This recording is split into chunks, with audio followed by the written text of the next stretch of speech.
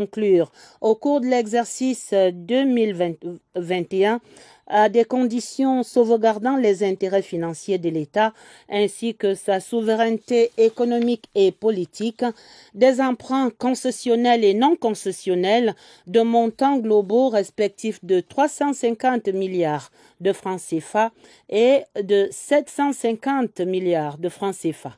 Article 49e bis.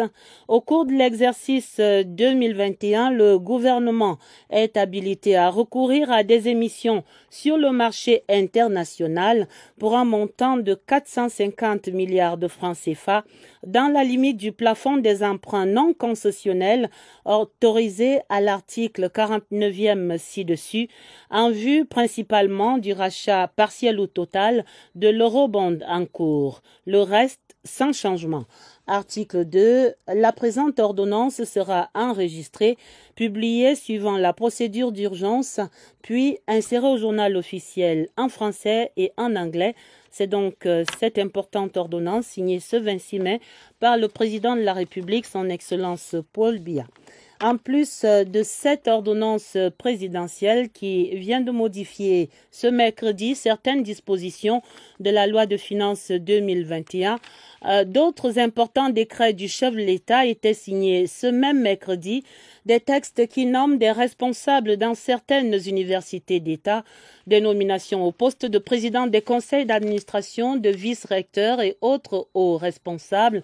Le cas à l'École supérieure des sciences et techniques de l'information et de la communication l'ESTIC, qui accueille pour la toute première fois de son histoire une femme comme directeur. Il s'agit du professeur Mouko Neminkala Alice, qui remplace à ce poste le professeur Laurent-Charles Boyo-Moassala, et elle était jusqu'à cette nomination de ce mercredi directeur adjoint de cette même institution. Nous reviendrons sur cette importante décision du chef de l'État dans nos prochaines décisions.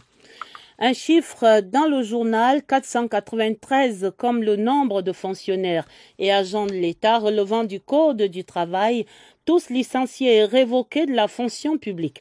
La décision rendue publique en fin de semaine par le ministre Joseph Lay est la toute première dans la phase contentieuse que connaît maintenant l'opération de comptage physique des personnels de l'État.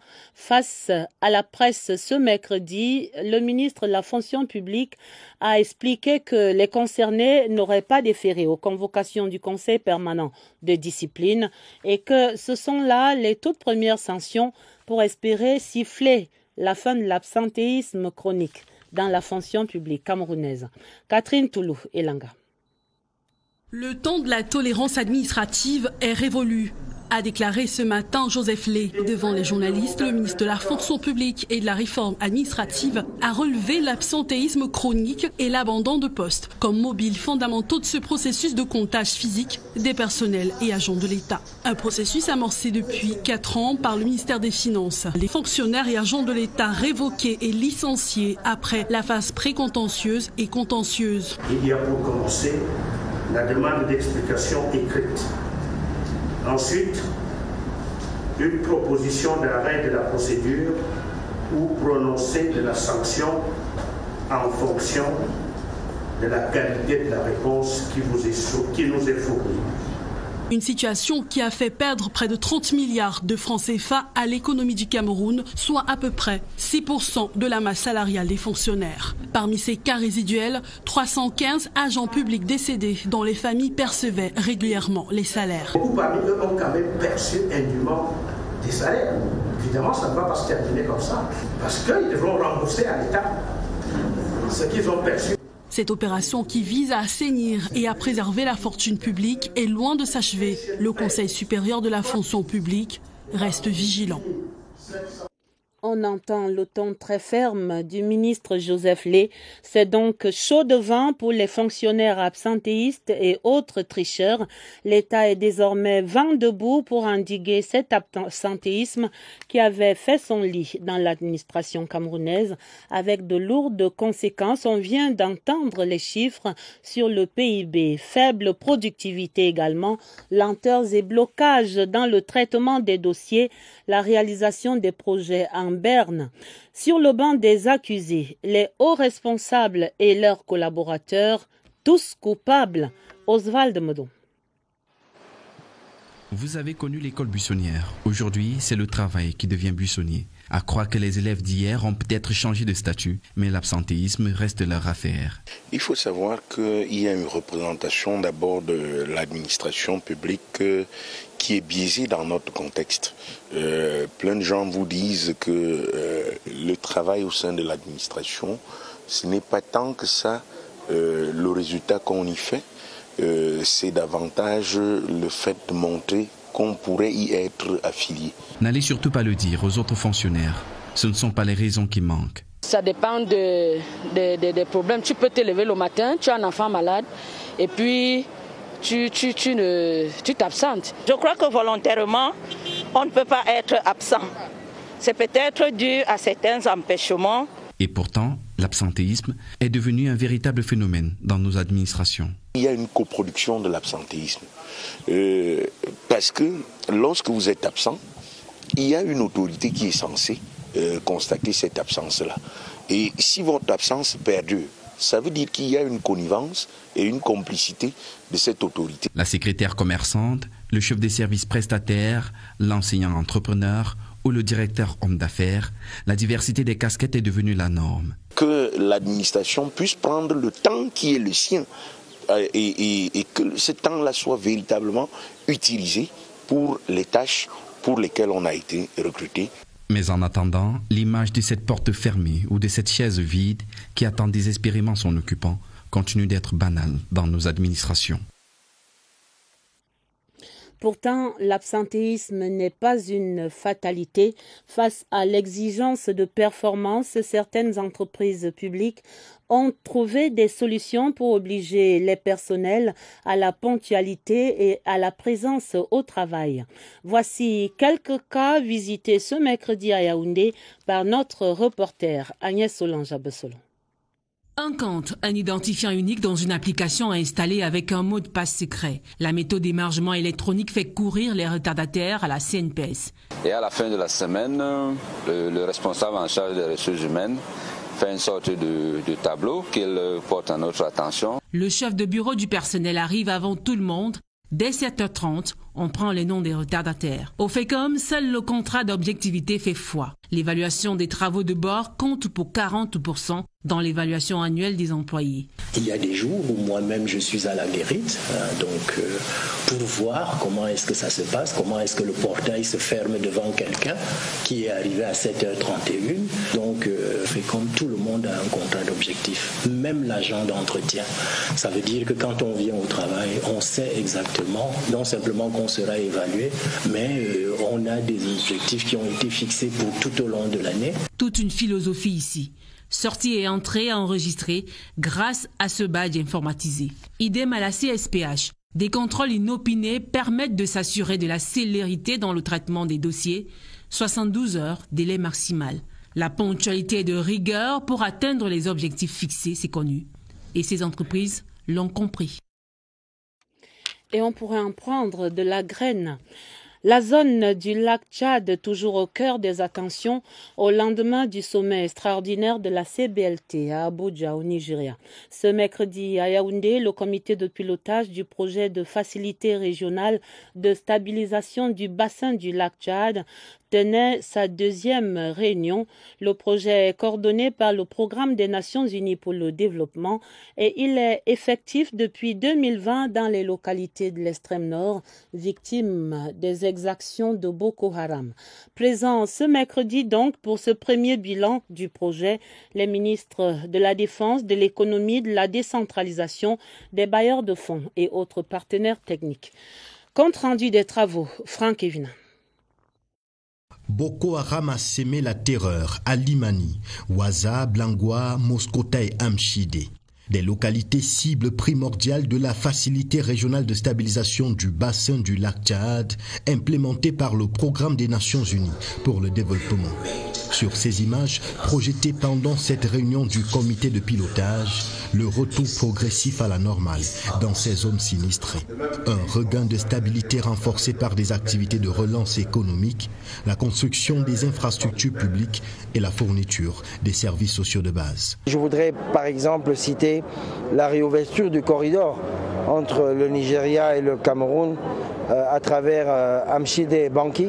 Dans son volet sécuritaire, le programme a notamment contribué au renforcement des systèmes d'alerte précoce. Rassurer les populations qu'on ramène la sécurité pour qu'ils soient moins vulnérables aux attaques des groupes terroristes. Près de 10 milliards de francs CFA, le budget initial pour l'implémentation de la facilité régionale de stabilisation du bassin du lac Tchad au Cameroun.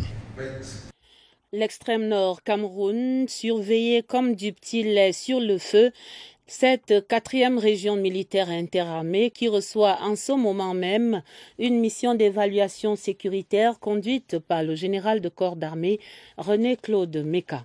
Notre correspondant sur place, Alexis Guidjartouan, raconte l'accueil de cette mission à l'aéroport de Maroua-Salak.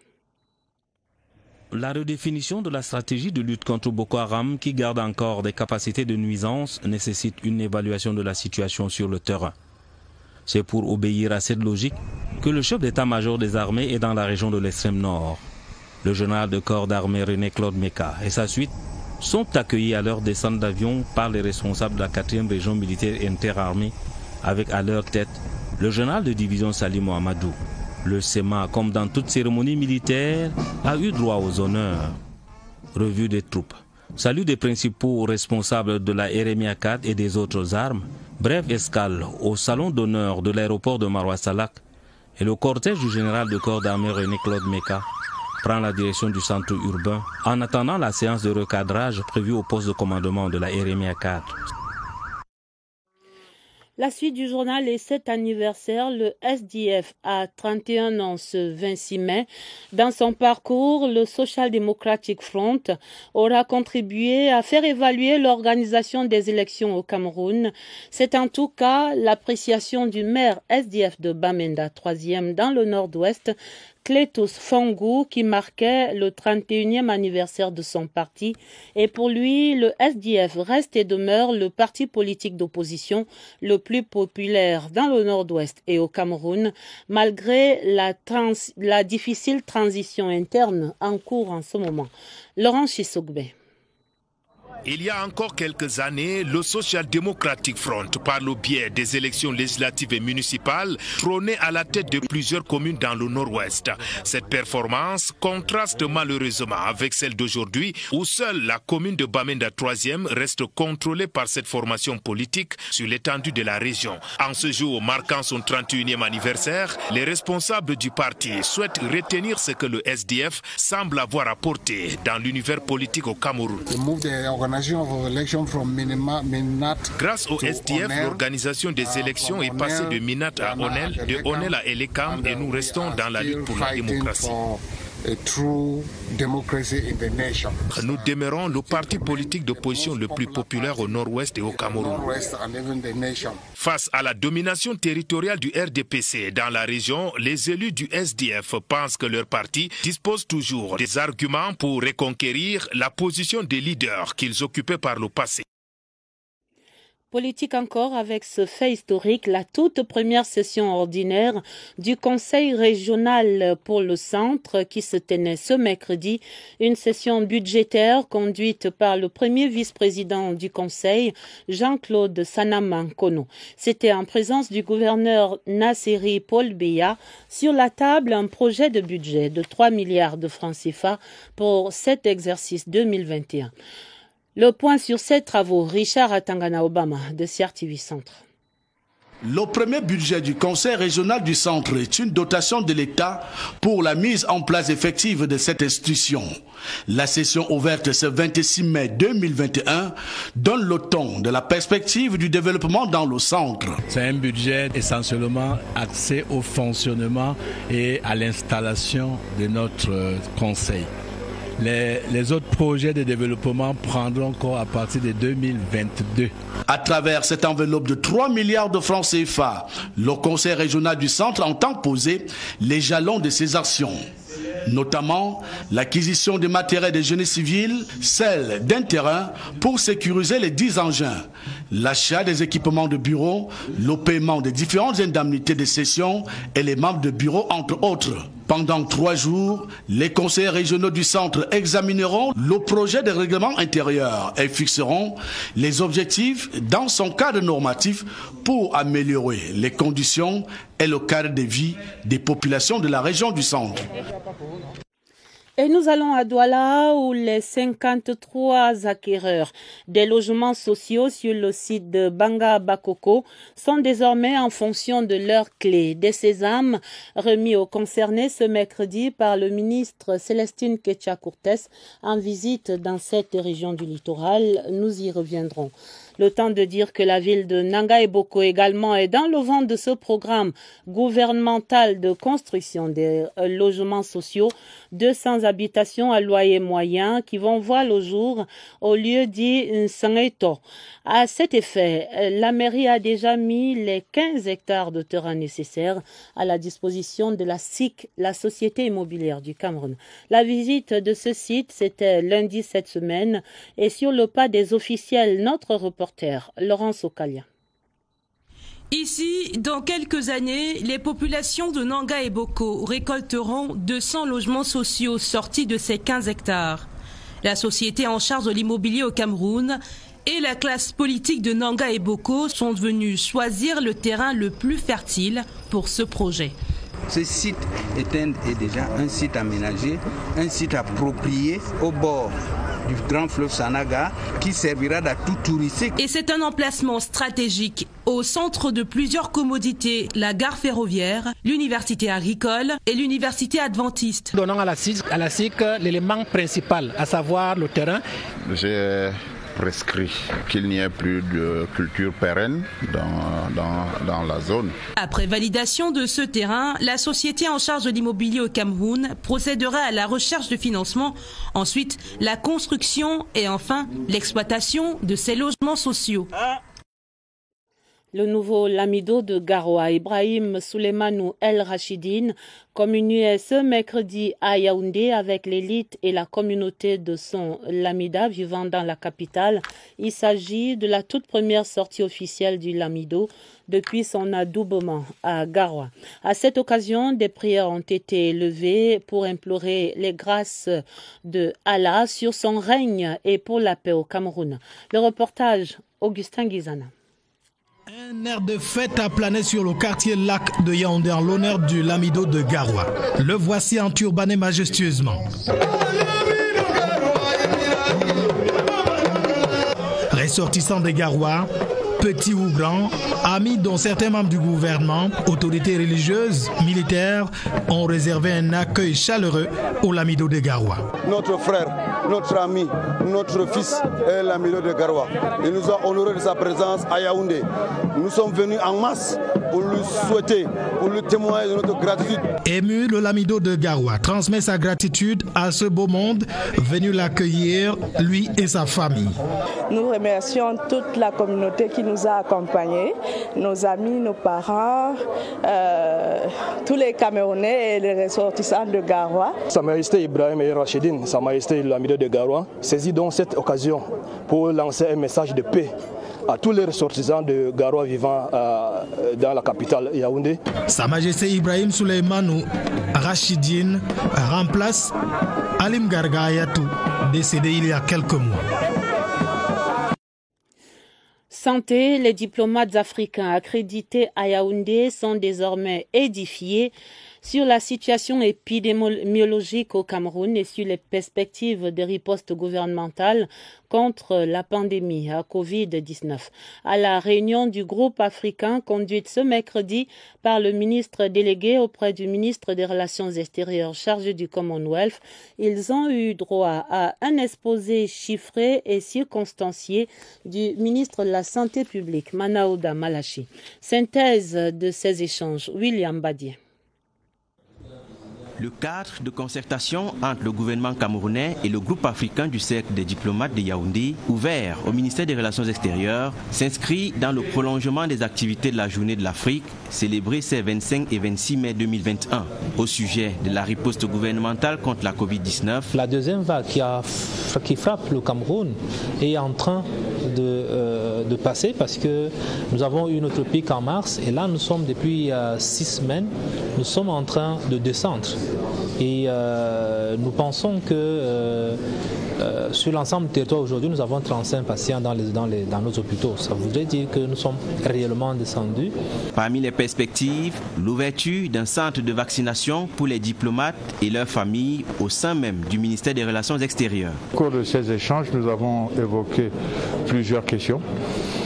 Plusieurs solutions ont été apportées aux préoccupations que nous rencontrons. En dehors du domaine de la santé publique, les échanges ont également porté sur l'observation de nouvelles règles dans le secteur du transport, de la fiscalité, de l'éducation et bien d'autres.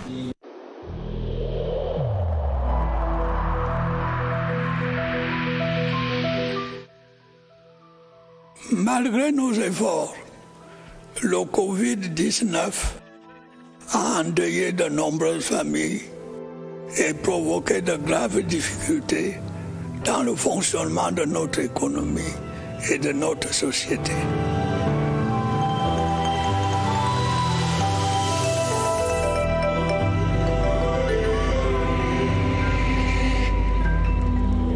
Dans cette page spéciale, ce soir, nous parlons essentiellement de la riposte vaccinale.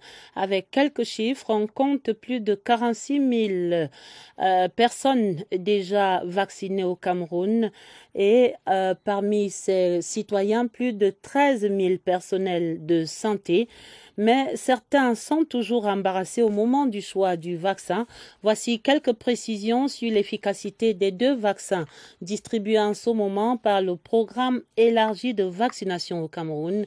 L'invité d'Évariste Eyanga donne des éclairages au Centre des opérations d'urgence de santé publique à Yaoundé. Bonsoir Évariste, bonsoir à votre invité.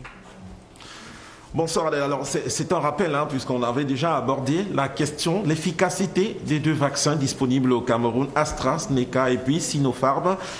Lequel est performant et pourquoi? Explication avec le docteur Tambachou Fissou. Il est chef d'unité de la vaccination de routine au programme élargi de vaccination. Docteur, bonsoir. Bonsoir. Alors, un peu de doute sur l'efficacité d'AstraZeneca et Sinopharm. Vos précisions? Je voulais juste rassurer les Camerounais que les 2 vaccins qui sont utilisés au Cameroun sont approuvés par l'OMS. Ils sont efficaces et en sécurité. Donc nous encourageons les Camerounais de 18 ans et plus d'aller vers les centres de vaccination et de se faire vacciner soit avec le Sinopharm ou AstraZeneca. Qu'est-ce que vous dites à ceux qui sont embarrassés dans le choix AstraZeneca ou Sinopharm? Les 2 vaccins sont efficaces et très sûrs pour être utilisés. Donc, il n'y a pas, je ne vais pas proposer un choix spécifique à quelqu'un. Quel que soit son choix, il sera protégé contre le Covid-19. Merci, docteur Tambachou, on l'a noté, c'est l'un ou l'autre, ou les 2.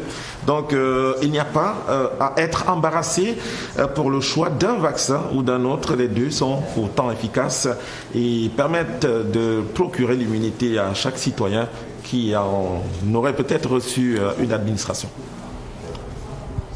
C'est bien compris. Merci Évariste, merci à votre invité. Santé encore pour parler de la journée internationale de lutte contre la fistule obstétricale marquée en léger différé ce mercredi au Cameroun. Le ministre de la Santé publique et des partenaires au développement pourrait s'engager à offrir des réparations gratuites à quelques 20 000 femmes camerounaises concernées par cette maladie. Des images captées ce mercredi au ministère de la Santé publique ici à Yaoundé, c'est dans ce reportage de Laetitia Onana. Elles racontent leur dignité perdue en donnant la vie.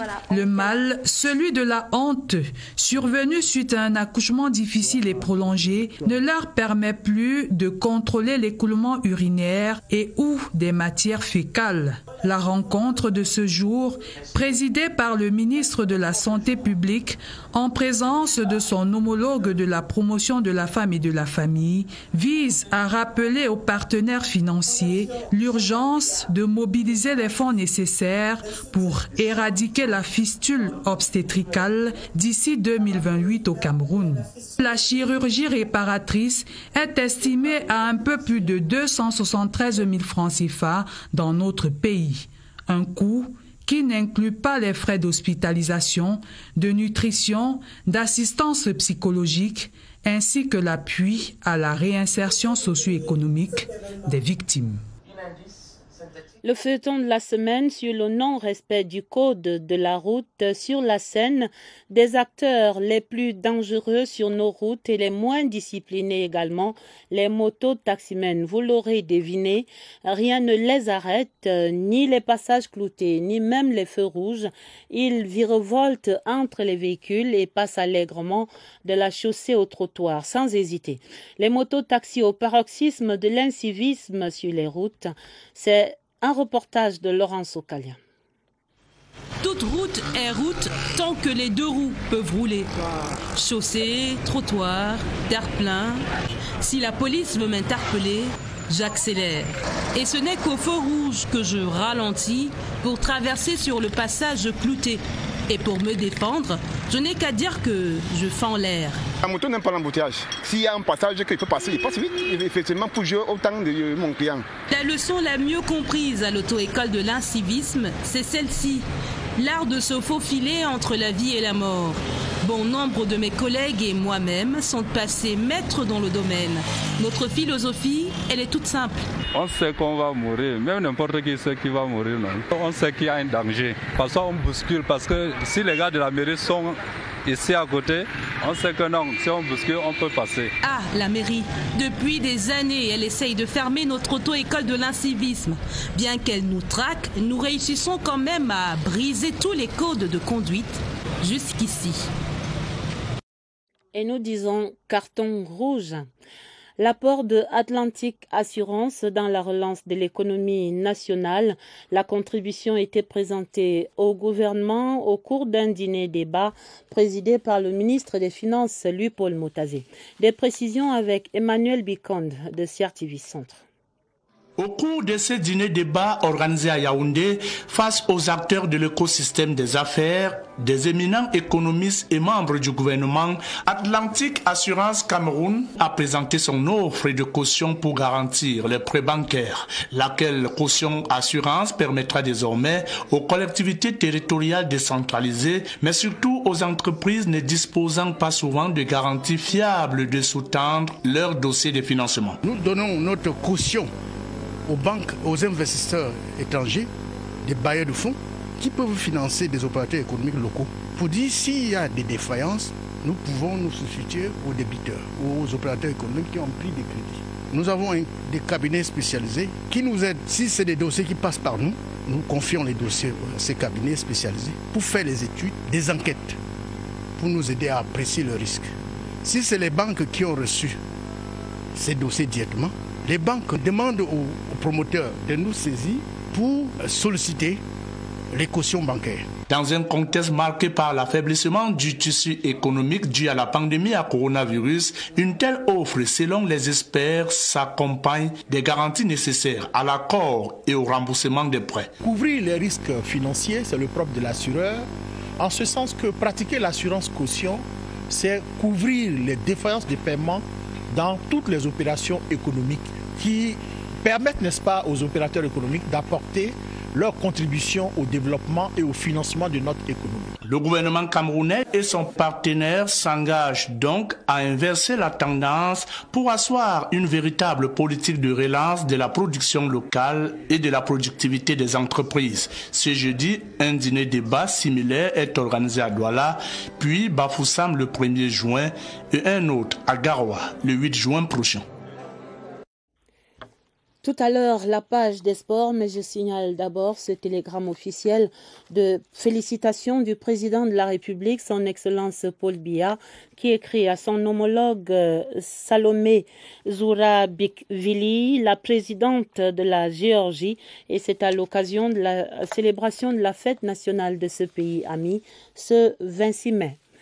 Les sports, nous allons à Douala où se trouve la mission conjointe CAF-FIFA.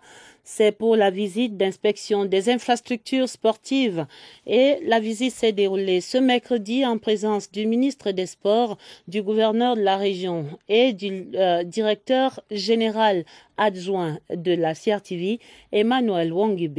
Les inspecteurs ont clôturé leur tournée par le stade Mbappé-Lépé avant de mettre le cap sur Limbe. Nous reviendrons certainement en images sur cette partie infrastructure sportive. Dans la suite, c'était les infrastructures hôtelières et hospitalières. La mission d'inspection a visité en tout 7 hôtels. Certains sont fin prêts, d'autres en cours d'achèvement. Une offre en tout cas très alléchante que présente Monique Félicité Chouane. La visite des hôtels s'est effectuée sous une pluie battante. La mission d'inspection de la CAF a visité 7 hôtels au total. 5 parmi eux ont accueilli les délégations du Chan. L'expertise requise est confirmée, pas grand-chose à redire. La visite a mis un peu plus long dans les 2 autres institutions hôtelières. Elles sont en cours d'achèvement. Les propriétaires le confirment, tout sera prêt au mois de septembre prochain. L'offre hôtelière de Douala est l'une des plus prisées au Cameroun. C'est un satisfait général. Nous pouvons dire sans embâche que l'offre hôtelière au Cameroun en général et à Douala en particulier est largement satisfaisante. Et je me réjouis de ce qu'ils viennent voir de leurs propositions.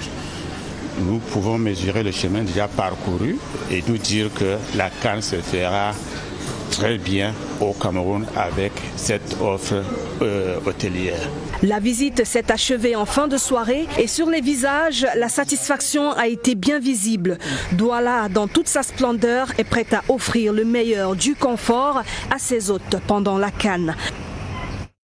Et c'est très bientôt, dans quelques 7 mois simplement.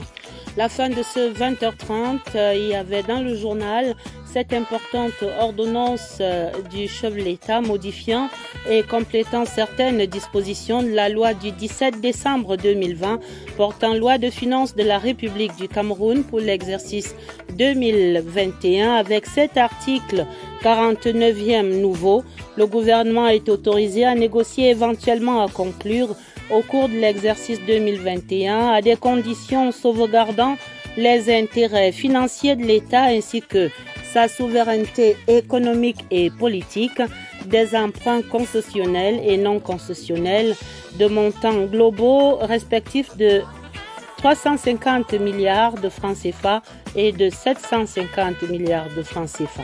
C'était l'essentiel donc de ce 20h30, journal préparé avec la collaboration de Sidouane Monkam et de Augustin Gononga. Vous aurez d'autres informations dans un journal présenté à minuit par Sadou Mamoudou et Elvis Teke.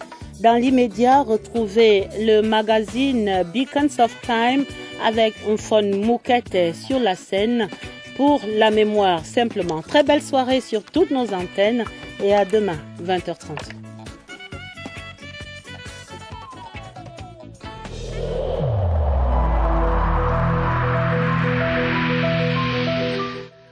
Je vous exhorte de nouveau à porter vos masques, à vous laver régulièrement les mains et à faire appel à un médecin ou à tout autre personnel de santé au cas où des symptômes apparaissent. C'est le seul moyen de préserver les vies et de freiner la propagation du virus.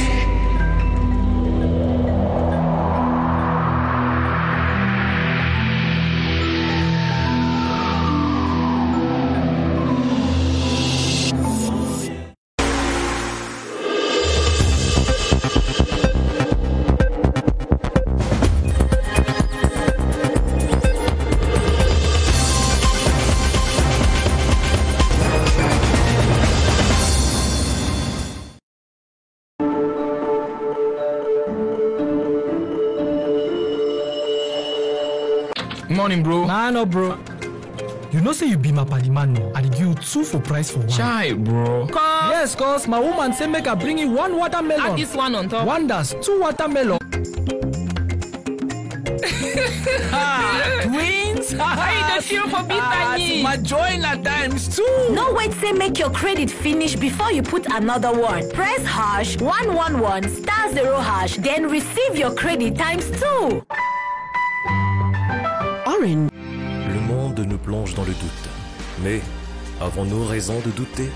Si les infrastructures construites aujourd'hui apportaient le développement à nos régions, si l'ouverture économique au monde s'élargissait, si plus de ponts étaient dressés entre nos cultures, et si on avait tort de douter? Plus que par le passé, notre gouvernement, à travers la stratégie nationale de développement 2020-2030, affiche une volonté qui nous amène à voir plus loin pour célébrer autant que nous sommes la grandeur et l'unité de notre pays. Le Cameroun a besoin de sa jeunesse, pleine d'idées, de rêves à concrétiser et prête à servir. Citoyens et institutions, retrouvons-nous à la 10e édition du Salon de l'Action Gouvernementale SAGO, du 18 au 24 juillet 2021 au Palais des Sports de Yaoundé. Pour plus d'informations, contactez le cabinet événementiel Mon Communicateur, mandataire du gouvernement. Salon de l'Action Gouvernementale, la vitrine du Cameroun. Alors, nous étions à New York et nous avons montré comment nous dansons chez nous. Mais ils n'ont jamais compris notre style. Jusqu'à ce qu'on partage une musique. Et juste là, sous nos yeux, ils sont devenus Camerounais.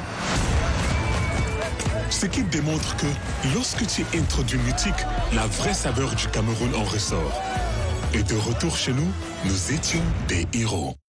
Rime et cassé, nous l'aimons, il est rapide et facile à cuire. Un rime qui ne colle pas, je fais bouillir un peu d'eau. Aïe aïe aïe. Tu as préparé ce rime mieux que moi-même. Rime-mémé, ce n'est pas la même chose, hein. C'est rime-mémé. Rime-mémé est également disponible en longs grains parfumés.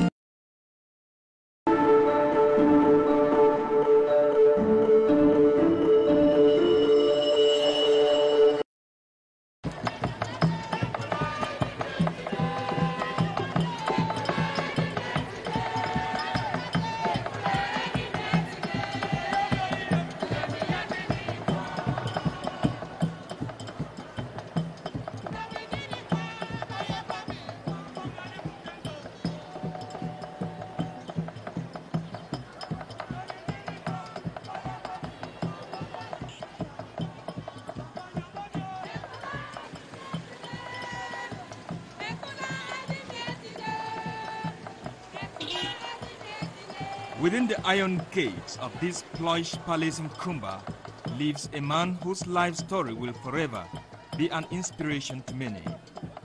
Born way back in 1918 from a humble background, Mfonvi Imokete would rise up to become an academic icon, a successful farmer, a shrewd politician, and a traditional leader.